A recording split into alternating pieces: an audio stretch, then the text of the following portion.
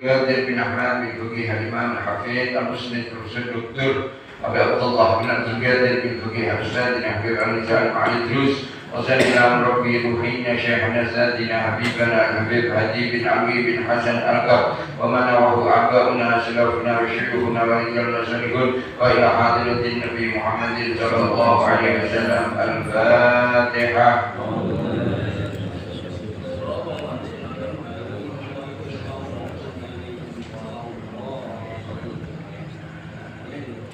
Bismillahirrahmanirrahim. Qala al-mu'allif wa nafa'ani wa bi'ulumihi fi darin amin ila akhir. Melanjutkan dari pembahasan kemarin beberapa yang masih mengenai sujud dari Sayyidina Ibnu Abbas radhiyallahu ta'ala an qala Rasulullah sallallahu alaihi wasallam.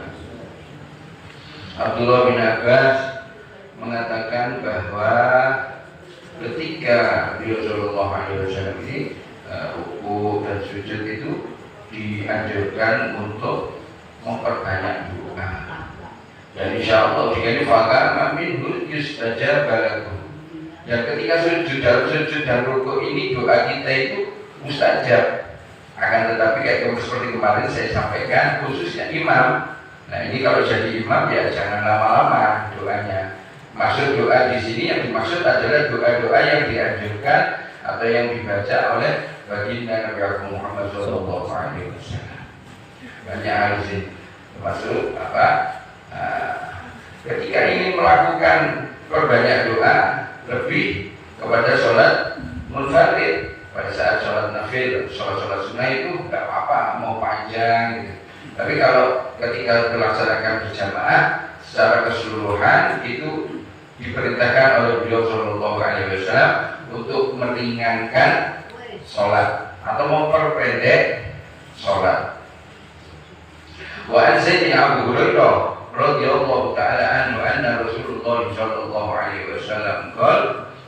Sayyidina Abu Hurairah mengatakan, Nabi Muhammad sallallahu alaihi wasallam mengatakan dekatnya seorang hamba dengan Rabb-nya, dengan Tuhannya, yaitu ketika sujud. Maka di sini ini juga hadis fa'adziru doa, perbanyaklah doa.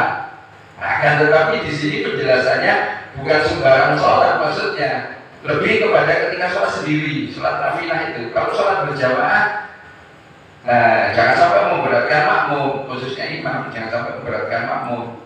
Memang ada dalilnya ini diperintahkan untuk memperbanyak doa, karena di dalam rukuk dan sujud ini doa kita itu mustajab. Tapi kalau sholat nafilah tidak apa-apa, silakan mau minta apa. Tapi kalau sholat di luar bahasa, maksudnya doa di luar bahasa Arab lebih pada hati aja, jangan terucap. Kalau terucap batal sholatnya. Gusti kulo kirang atau nyonato, batal itu bisa doa sholatnya. Ya kalau dalam sholat berjamaah, pakai doa-doa yang diajarkan Nabi Muhammad yang dibaca beliau sallallahu alaihi wasallam, nggak apa-apa. Nah, tapi kalau untuk doa-doa yang lain, maksudnya bahasa lain, bahasa Indonesia, bahasa Jawa, bahasa Madura, Soleh mungkin. Saya nggak tahu kalau doa Bu Gusti, iya berarti.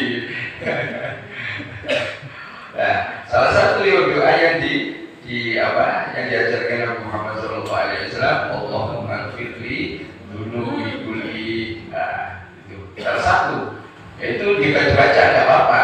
Setelah baca subhana rabbiyal a'la wa bihamdi subhana rabbiyal a'la wa bihamdi subhana rabbiyal a'la wa bihamdi 3 kali. Kalau Imam Syafi'i mengatakan lebih senang gitu ketika melihat seorang manusia ketika sujud dan rukuk itu mengulang bacaan atau zikir rukuk dan sujud itu sebanyak 3 kali. Setelah itu baca doa yang diajarkan Muhammad sallallahu alaihi wasallam. Maka Anda dapat satu kesunahan di sini. Ya, Imam Syafi'i mengatakan, ya, dia senang ini terhadap seorang rijal yang dimaksud di sini bukan perempuan laki-laki ya, tapi manusia di sini. Nah, dia senang ketika sujud ini membaca Subhana Rabbiyal A'la 3 kali, senang. Dan setelah itu ya Bapak Imam Syafi'i mengatakan baca apa yang dibaca atau doa yang dibaca oleh baginda Nabi Agung Muhammad SAW di dalam sujudnya. Ya, ini juga perbanyak doa, tapi ada penjelasannya imam. Ketika untuk imam di sini jangan memberati makmum ini dengan apa? Memperbanyak doa. Seorang imam ini tidak dianjurkan bahkan mendapat teguran nanti dari Nabi Muhammad SAW. Karena apa? Secara umum sholat ketika dilaksanakan secara berjamaah sunnahnya diringankan atau dipendekkan. Bukan berarti dipendekkan Bismillahirrahmanirrahim bolin amin, bukan, salah itu malahan. Itu bukan seperti itu. Diringankan di sini tidak menambah-nambah dari apa yang ada di dalam sholat. Bahkan ketika saya mendengar dari beliau Habib Hadi menjelaskan perkara mengenai masalah sholat berjamaah, seandainya imam ingin membaca suatu surat yang panjang, itu disuruh izin dulu sama makmum. Izin maksudnya di sini sifatnya pemberitahuan. Nanti saya akan baca surat Yasin. Gak apa-apa. Nah, kalau makmumnya gak mau ya suruh pulang atau sholat sendiri. Yasin tuh, kalau berkati kok gak itu. Kalau Yasinan bisa ada berkati. Ini imam sholat baca Yasin. Bilang, jangan dijajak bilang. Dalam artian apa? Ya, untuk memberitahu.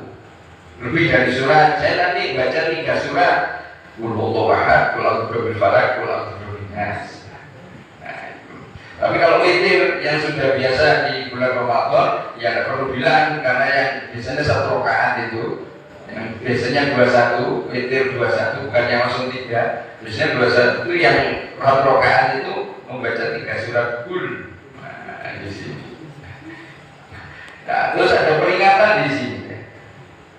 Apa peringatannya? Bagi orang-orang ini yang meremehkan dari aktivitas atau gerakan di dalam sholat, jangan sampai meremehkan, main-main dari gerakan sholat itu kan ada banyak itu. Contoh takbir, Allahu Akbar, lakukan yang sempurna.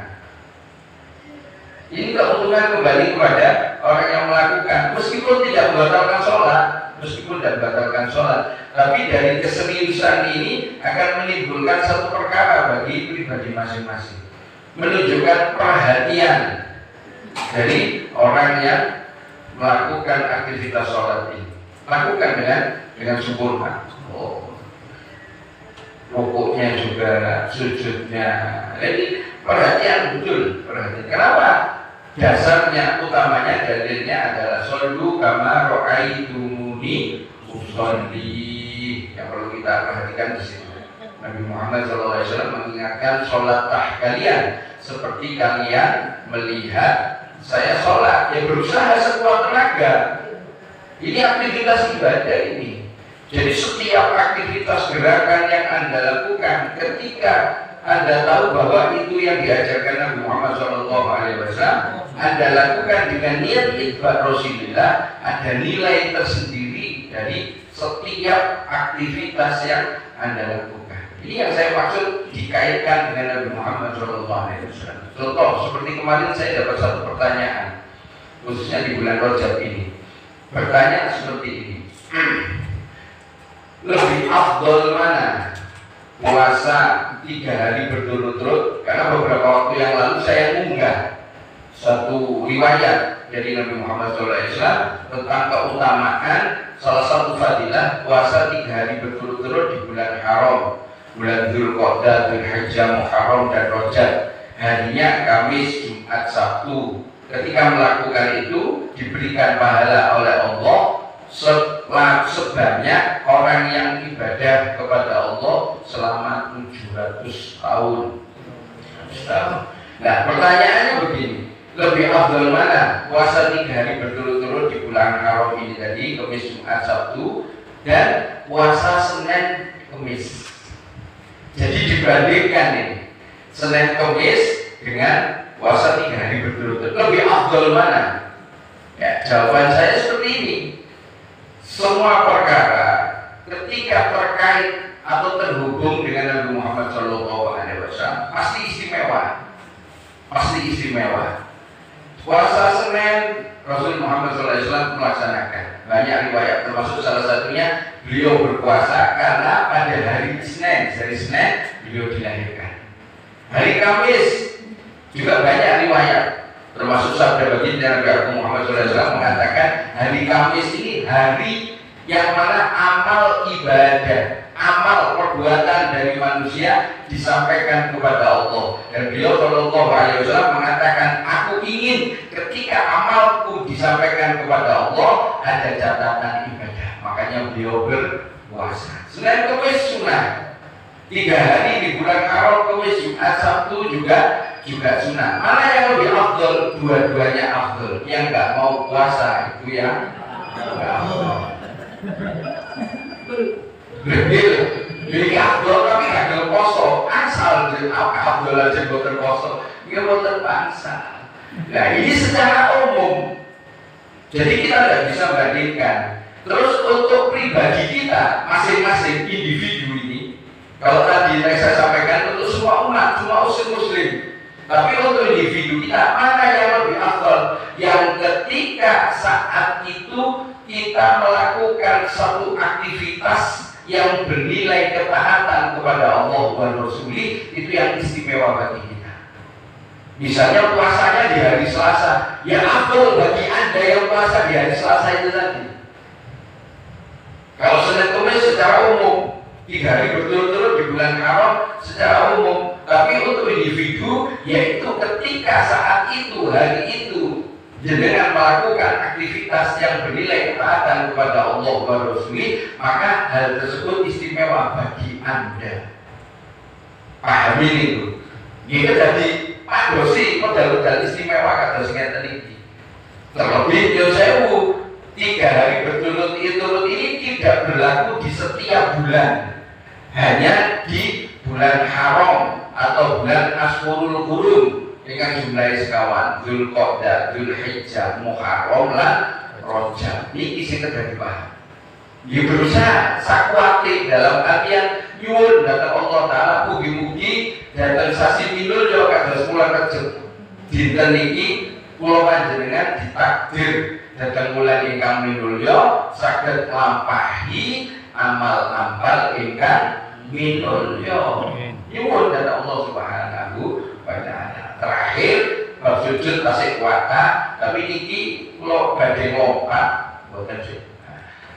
Setunggal perkawis nggih menika perkawis ingkang hukume makruh ketika nglampahi sujud. Napa? Pertama, napa bahasane? Jujurne napa nih?